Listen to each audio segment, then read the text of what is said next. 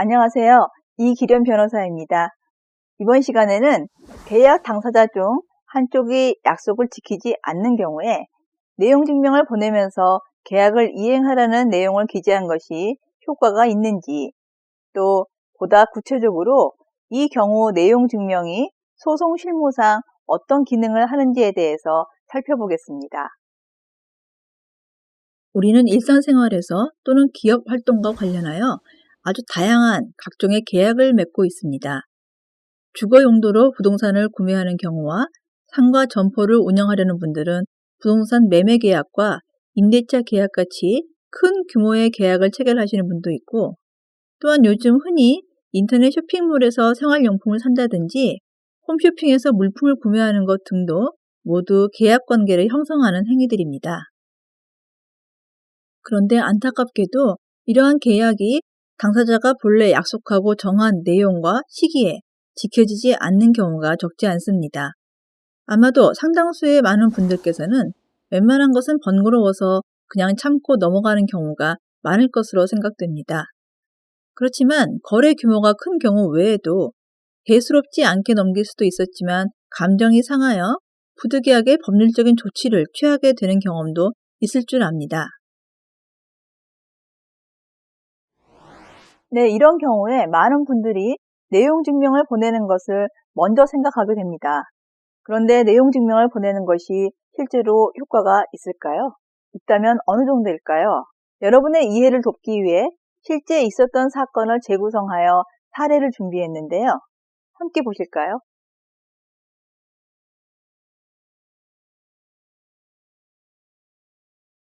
H는 자동차 정비에 관련된 제품을 제조, 판매하는 주식회사이고 K는 철제 구조물 제조업체를 운영하는 업체였는데요.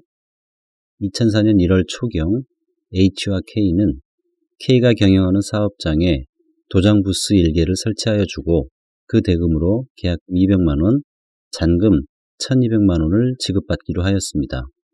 H는 계약 내용에 따라 2004년 1월 말경 K가 경영하는 사업장에 도장 부스를 설치하여 주었는데 이 도장 부스를 가동하기 위해서는 관련 법령상 대기 배출 시설 신고가 필요했고 이를 위해서는 도장 부스에 사양 설명서가 필요했습니다. 그렇지만 H는 이 사양 설명서를 K에게 교부해 주지 않았는데요.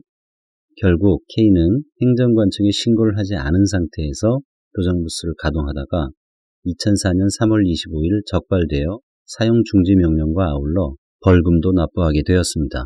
한편 그 후 H는 K에게 2004년 4월 14일자로 내용 증명을 보내면서 계약 내용에 따른 잔금을 지급할 것을 요구하였고 이어서 K는 H에게 2004년 4월 22일 내용 증명 우편을 보내어 이 도장 부스의 사양 설명서 등 대기 배출 시설 신고를 하는 데 필요한 서류를 교부해 줄 것을 최고하였고 2004년 5월 4일 다시 H에게 내용 증명 우편을 보내어 위 서류의 제출을 요구하면서 만일 2주 내에 위 서류를 교부하지 않을 경우 계약을 해지할 것이라는 내용의 통지를 하였습니다.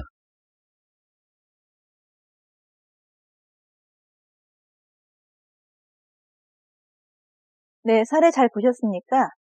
언뜻 보기에는 복잡해 보일 수도 있지만 하나하나 사실을 나열해 놓고 보면 결국 당사자 중 어느 한쪽에 의해서 계약 내용대로 지켜지지 않은 점이 문제가 되었다는 사실이 드러납니다. 사례에서도 H는 K에게 잔금을 달라는 것이고 K는 H가 제작한 도장 부스라는 구조물에 사양 설명서를 주지 않았다는 점을 주장하고 있는 것을 알 수 있습니다. 이 사례의 해결은 잠시 후에 검토해 보기로 하고요. 여기서도 우리가 주목해야 할 것은 바로 H와 K가 자기들의 주장을 내용 증명 우편을 통해서 표현하고 있다는 점입니다. 하나씩 보시면 H는 2004년 4월 14일에 잔금을 지급할 것을 요구하는 내용 증명을 K에게 보냈다는 것이고 K는 먼저 2004년 4월 22일에 도장 부스의 사양 설명서 등 대기 배출 시설 신고를 하는 데 필요한 서류를 교부해 줄 것을 최고하는 내용 증명을 보낸 데 이어 2004년 5월 4일에 다시 이 서류의 제출을 요구하면서 만일 2주 내에 이 서류를 교부하지 않을 경우 계약을 해지할 것이라는 통지를 내용 증명으로 보낸 것으로 나타나고 있습니다. 앞의 사례에서 보신 것처럼 상대방과 계약을 체결하고 진행을 하는 중에 상대방이 계약을 제대로 지키지 않을 경우 통상 상대방에게 계약 내용을 제대로 잘 지켜줄 것을 요청하면서 내용 증명을 보내게 되는데요. 이와 같이 계약의 상대방에게 계약 내용을 지켜줄 것을 요구하는 것을 법적인 용어로는 이행의 최고라고 합니다. 이 최고라는 것은 쉽게 말씀드리면 촉구한다는 의미입니다. 이러한 이행의 최고가 필요한 이유는 끝까지 상대방이 계약 내용을 지키지 않을 경우에는 더 이상 계약을 유지할 수 없고 그 상태를 벗어나기 위해 계약을 해지할 경우 등에 필요하기 때문입니다.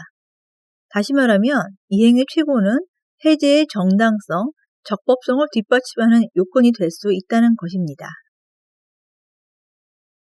상담을 하다 보면 많은 분들이 계약 해제의 통보는 상대방이 계약을 위반할 경우에 통지서를 보내는 정도로 충분한 것으로 이해하고 있는 경우가 많습니다. 하지만 민법의 법리상 계약을 해제하기 위해서는 상대방의 계약 위반에 대해 상당한 기간을 정하여 그 시정을 요구하는 최고 절차가 필요하며 계약서에도 이와 같은 취지의 이행 최고 조항을 넣는 경우가 많습니다.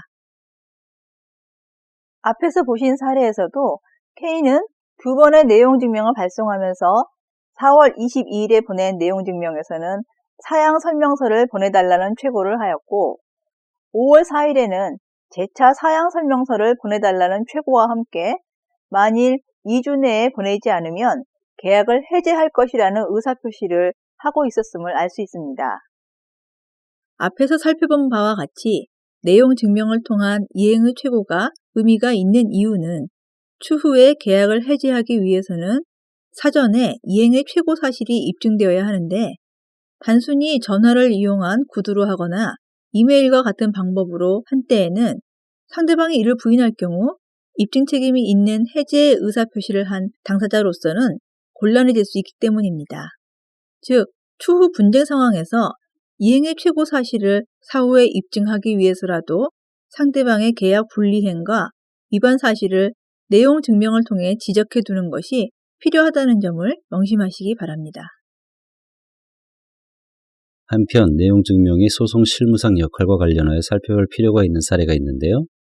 사실관계를 재구성하여 간단히 정리하여 보면 A는 멜랑꼴이라는 의류상표의 선등록 상표권자이고 한편 B도 A의 멜랑꼴리 상표와 유사한 상표를 나중에 등록한 후등록 상표권자였습니다.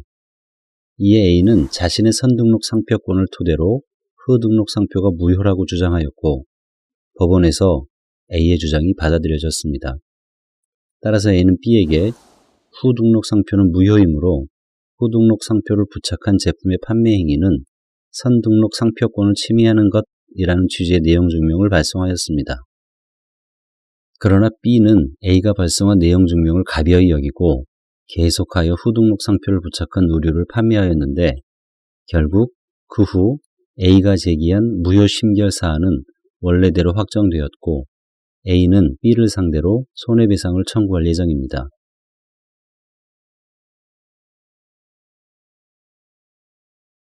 네, 방금 보신 상표 사건은 이해하기 쉽게 재구성한 것으로 내용 증명의 중요성을 알 수 있는 사례로 생각됩니다.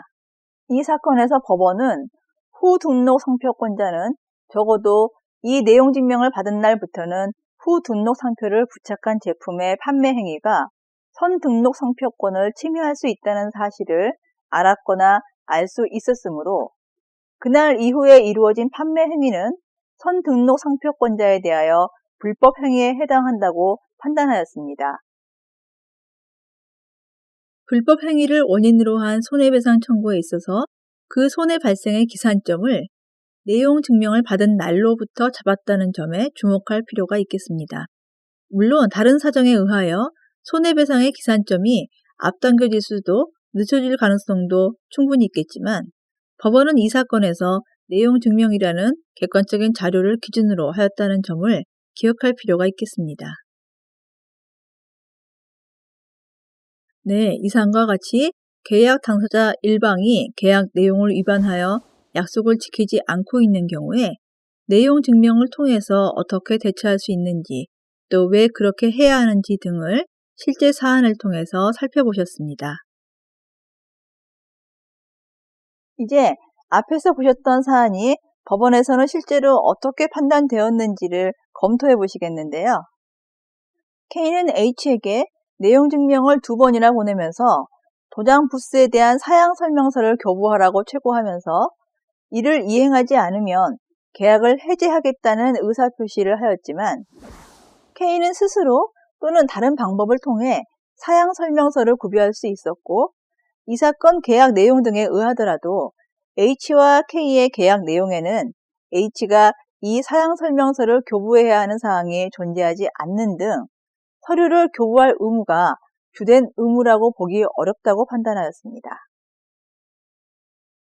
또한 K가 이 사건 계약에 따른 잔금의 지급을 요구하는 H의 2004년 4월 14일자 내용 증명을 받기 전까지는 K가 H에게 위와 같은 서류의 교부를 요구하였다고 볼 만한 자료도 제출되어 있지 않은 점 등을 종합적으로 고려하면 K가 H에게 의무 불이행을 이유로 계약 해제를 한 것은 효력이 없다고 판단하였습니다. 네, 이상과 같이 내용 증명은 소송 실무에서 추후에 입증 책임 문제에 대비하는 기능을 하며 일정한 경우 손해배상 청구에 있어서 내용 증명을 수령한 날이 불법 행위의 기산일이 될 수 있다는 것을 확인하였습니다.